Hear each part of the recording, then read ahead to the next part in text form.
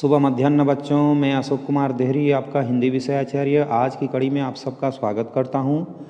आज हम कक्षा 11वीं विषय हिंदी आरोह भाग 1 के अंतर्गत गद्य की श्रृंखला में देखेंगे दूसरा पाठ मियाँ नसीरुद्दीन।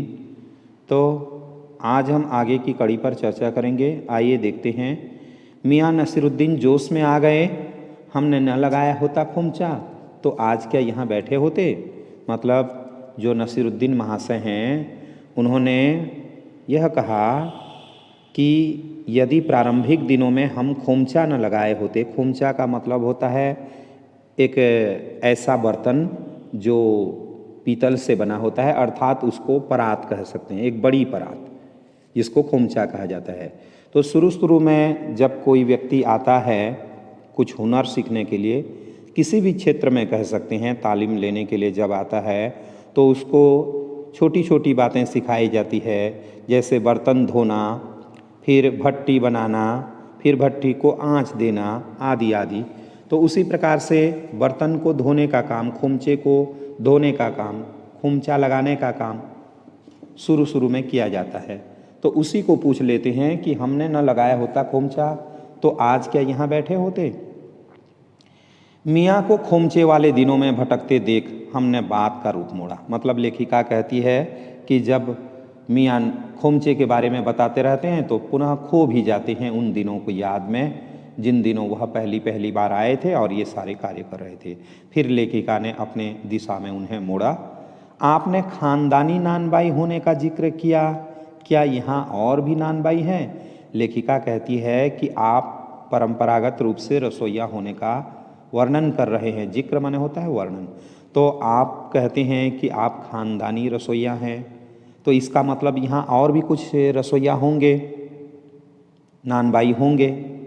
मियाँ ने घूरा। इस कथन पर जो महाशय थे वो घूर करके देखने लगे। बहुतेरे पर खानदानी नहीं। उन्होंने कहा कि बहुतेरे अर्थात बहुत से हैं, लेकिन वो खानदानी नहीं है, अर्थात पारंपरिक नहीं है। सुनिए, दिमाग में चक्कर काट गई है एक बात। फिर कहते हैं कि एक बात दिमाग में घूम गई है, उसको मैं सुना रहा हूँ। हमारे बुजुर्गों से बादशाह सलामत ने यूँ कहा, मियाँ नानबाई कोई नई चीज़ खिला सकते हो। तो यहाँ पर नसीरुद्दीन महाशय क्या करते हैं, तो एक रोचक बातें प्रकट करने लग जाते हैं। वे बता रहे हैं कि जो बादशाह सलामत थे उन्होंने उनके पूर्वजों से कुछ ऐसी चीज़ खिलाने के लिए कहा था जो कैसी होनी चाहिए, आश्चर्य में डाल देने वाली होनी चाहिए, है ना। तो हुक्म कीजिए जहाँ पनाह। उनके जो बुजुर्ग हैं उन्होंने कहा कि हुक्म कीजिए जहाँ पनाह। जहाँ पनाह का अर्थ होता है महाराज।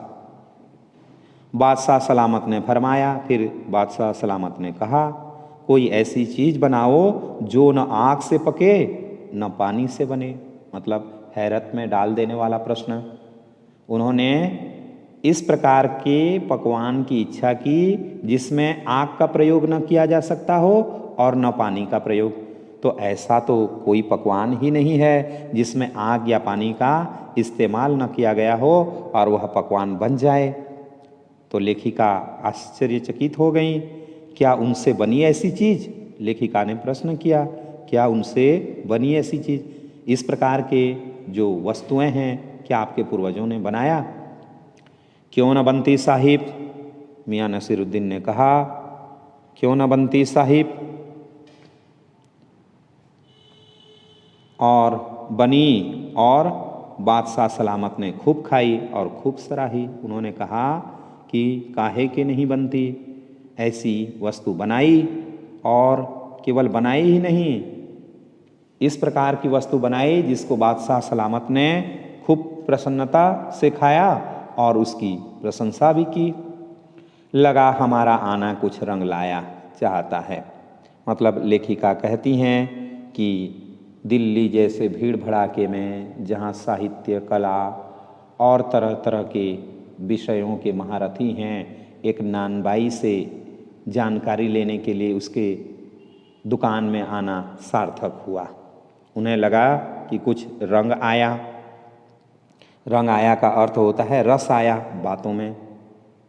बेसब्री से पूछा, मतलब मन में अधीरता लाते हुए लेखिका पूछने लगी, वह पकवान क्या था? कोई खास ही चीज़ होगी। तो वह जो पकवान था ऐसी क्या चीज़ थी? जो भी होगी कोई खास ही होगी। मियाँ कुछ देर सोच में खोए रहे। तो नसीरुद्दीन महाशय कुछ देर के लिए तो अपने चिंतन में लग गए। सोचा पकवान पर रोशनी डालने को हैं कि नसीरुद्दीन साहब बड़ी रुखाई से बोले।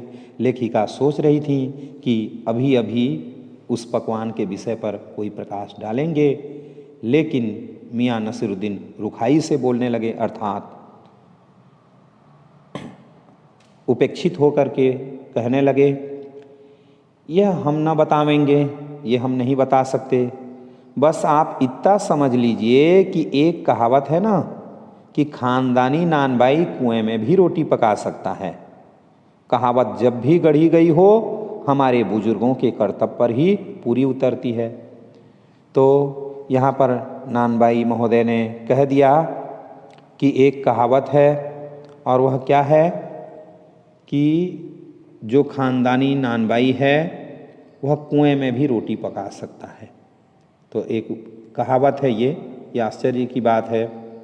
तो कहावत जब भी गढ़ी गई हो, इस कहावत की रचना जब भी हुई हो, हमारे बुजुर्गों के कर्तव्य पर, हमारे बुजुर्गों के तमाशे पर पूरी तरह से ठीक जंचती है।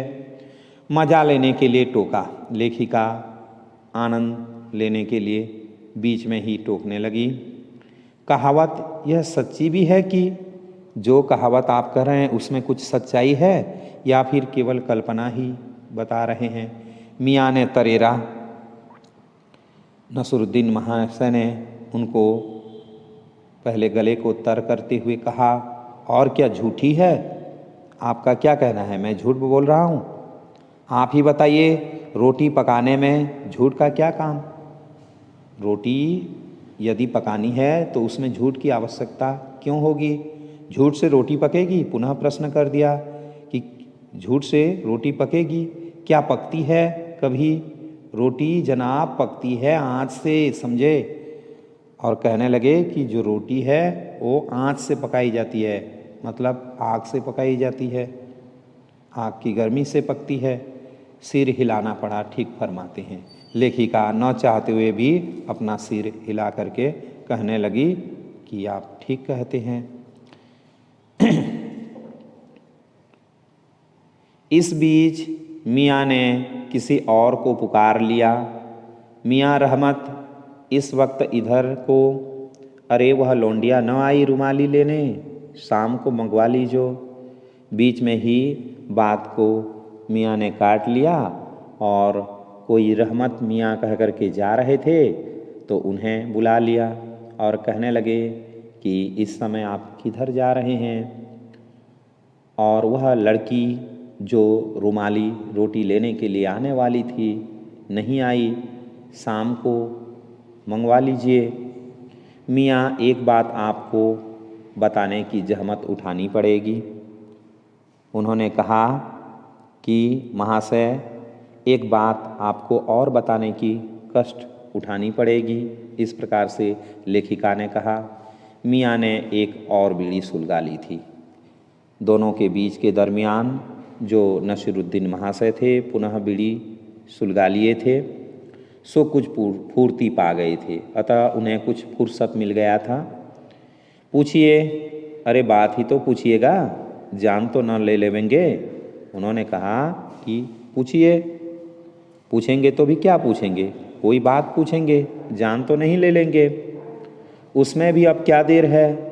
अब जब प्रश्न करना चाहते हैं तो उसमें देरी भी क्यों कर रहे हैं? 70 के हो चुके, फिर जैसे अपने से ही कहते हों, मतलब 70 साल के भी हो गए हैं, फिर अपने आप को कहते हैं। वालिद मरहूम तो कूच किए 80 पर, क्या मालूम हमें इतनी मोहलत मिले न मिले। उन्होंने कहा कि उनके जो पिताजी हैं वह स्वर्गीय हो चुके हैं, स्वर्ग को चले गए हैं, और पता नहीं फिर कभी मौका मिले या न मिले। इस मजमून पर हमसे कुछ कहते न बनाया तो कहा अभी यहीं जानना था।